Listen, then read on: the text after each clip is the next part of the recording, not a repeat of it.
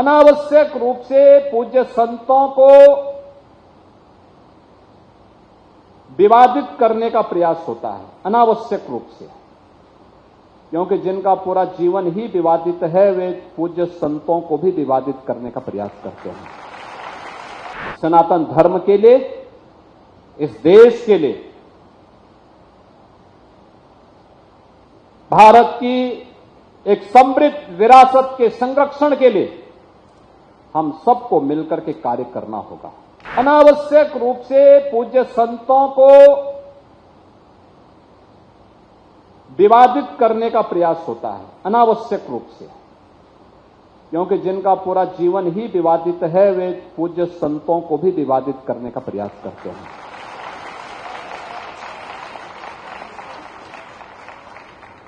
वे लगातार कुछ न कुछ लिखेंगे, कुछ न कुछ विघ्न और बाधा खड़ी करने का प्रयास करेंगे, लेकिन इन सब की चिंता के बगैर सनातन धर्म के लिए, इस देश के लिए, भारत की एक समृद्ध विरासत के संरक्षण के लिए हम सबको मिलकर के कार्य करना होगा, मिलकर के काम करना होगा। और ये हमारा सौभाग्य है कि प्रधानमंत्री मोदी जी के मार्गदर्शन में आज हम लोगों ने चित्रकूट के अंदर भी कुछ प्रयास प्रारंभ हुए। कितना प्राचीन स्थल है चित्रकूट, भाई हजार वर्षों का इतिहास समेटे हुए, विरासत को समेटे हुए आज भी एक नई प्रेरणा देता है, एक नई प्रेरणा देता है।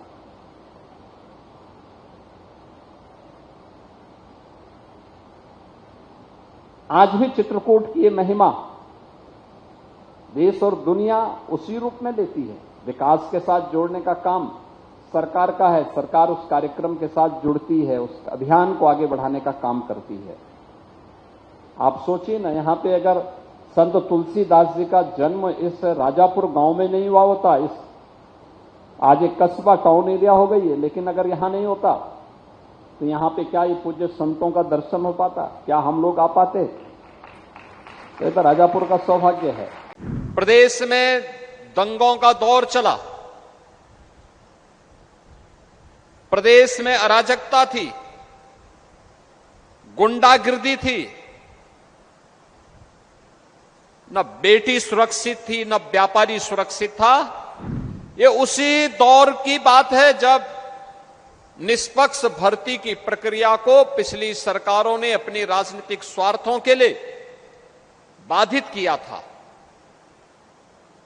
परिणाम था उत्तर प्रदेश का नौजवान पलायन करने के लिए मजबूर हुआ था। 2017 के पहले की स्थिति क्या थी?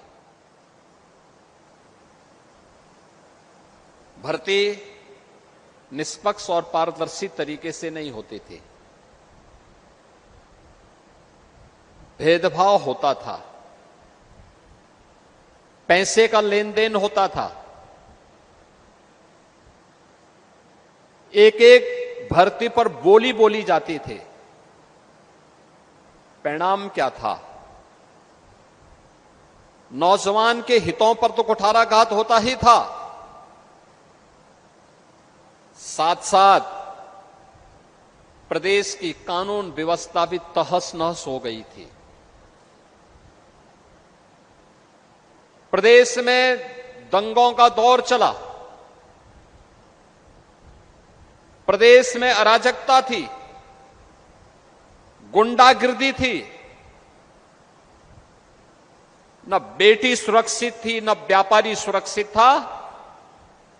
कोई व्यक्ति घर के बाहर जाता था तो सायंकाल होते होते परिवार के लोग चिंतित होने लगते थे कि वह कब घर सुरक्षित पहुंचेगा। प्रदेश में निवेश नहीं होता था तो विकास पूरी तरह अवरुद्ध हो गया था। नौजवान पलायन कर रहा था। प्रदेश के अंदर अराजकता, दंगों के उस दौर में लगातार आतंकी घटनाओं ने भी अंजाम देना प्रारंभ किया। अनेक घटनाएं प्रारंभ हुई। अयोध्या में से राम जन्मभूमि पर आतंकी हमला हो, काशी में संकट मोचन मंदिर, काशी की कचहरी,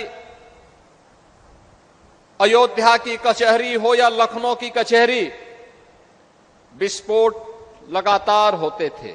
सीआरपीएफ कैंप रामपुर पर आतंकी हमला, ये उसी दौर की बात है जब निष्पक्ष भर्ती की प्रक्रिया को पिछली सरकारों ने अपनी राजनीतिक स्वार्थों के लिए बाधित किया था।